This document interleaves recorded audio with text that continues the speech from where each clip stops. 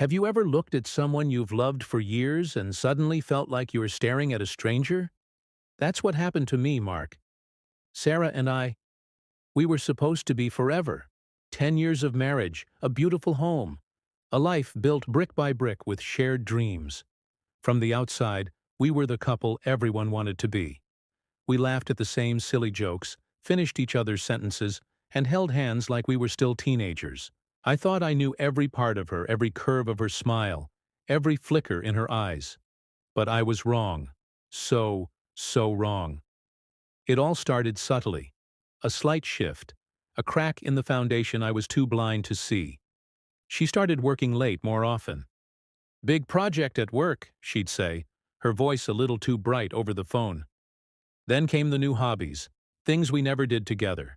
A sudden passion for art galleries, for wine-tasting evenings with her new friends from the office. I tried to be supportive. "That's great, honey. You should have your own interests." I was the good, trusting husband.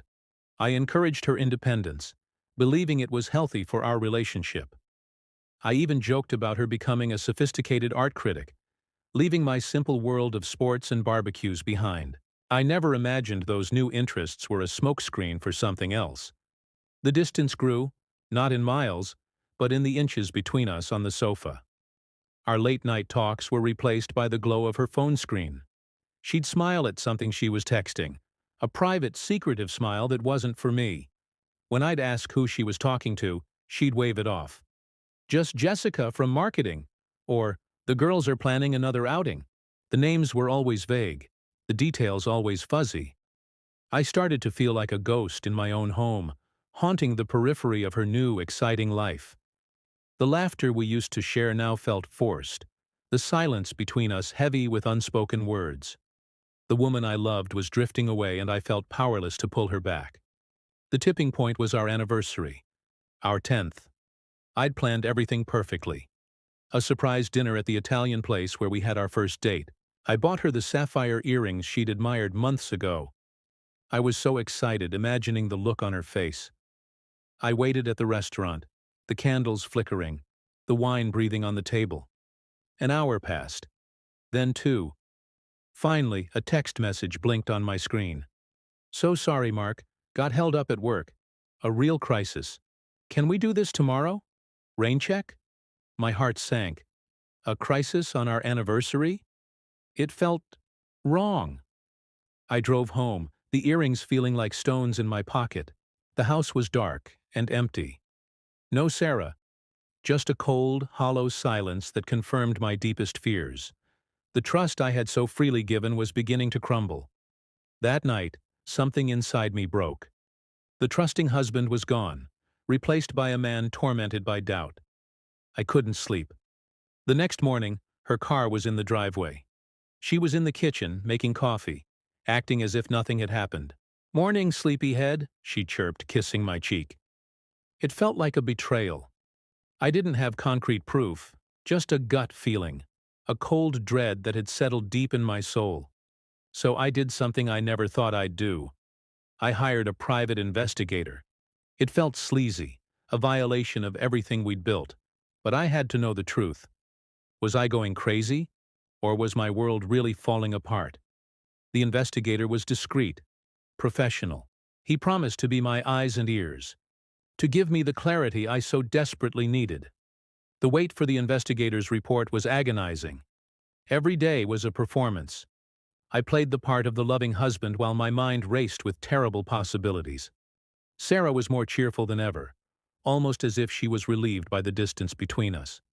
She was glowing, vibrant, but that glow wasn't for me anymore. Finally, the call came. "I have the file, Mr. Thompson. We can meet whenever you're ready." I met him in a quiet coffee shop on the other side of town. He slid a manila envelope across the table. My hands trembled as I opened it. The pictures were like a punch to the gut. There she was, my Sarah, laughing, holding hands, and kissing another man. It wasn't just a fling. The photos spanned weeks. They were at a cozy restaurant, strolling through a park, entering a hotel. His name was David, a colleague from her big project. He was handsome, confident, everything I suddenly felt I wasn't. The investigators' report detailed their meetings, their shared lunches, their late-night work sessions. Every lie she had told me was laid bare in black and white. The pain was indescribable. It was a physical ache, a searing burn that spread from my chest through my entire body. The woman I had dedicated my life to was a stranger. The love I thought was our fortress had been built on a foundation of lies. That evening I waited for her at home. The envelope was on the coffee table. When she walked in, humming a cheerful tune, her smile faltered the moment she saw my face. She saw the envelope. The color drained from her cheeks. I didn't have to say a word. The silence was deafening. "Mark," she began, her voice barely a whisper. I just looked at her. Really looked at her, for the first time in months. And I saw him. I saw the reflection of her secret life in her eyes. The stranger she'd become was standing right in front of me. "Who are you?" I asked, my voice cracking.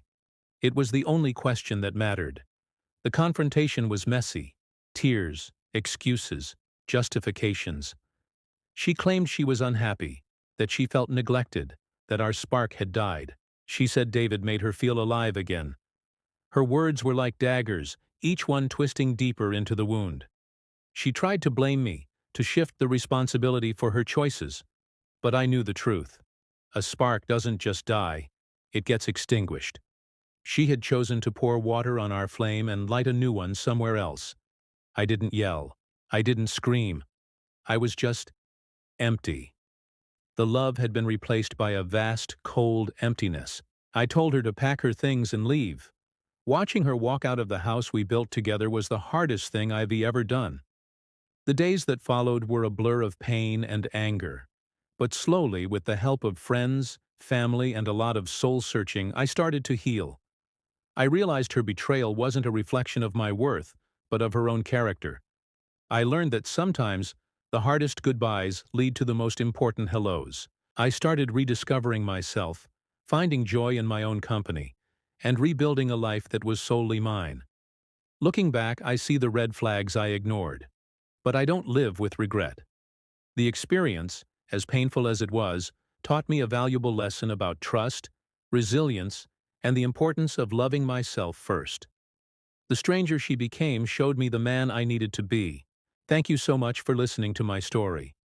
If you've ever gone through something similar, know that you are not alone and that healing is possible. Please consider liking this video and subscribing to the channel for more stories about navigating life's challenges. See you next time.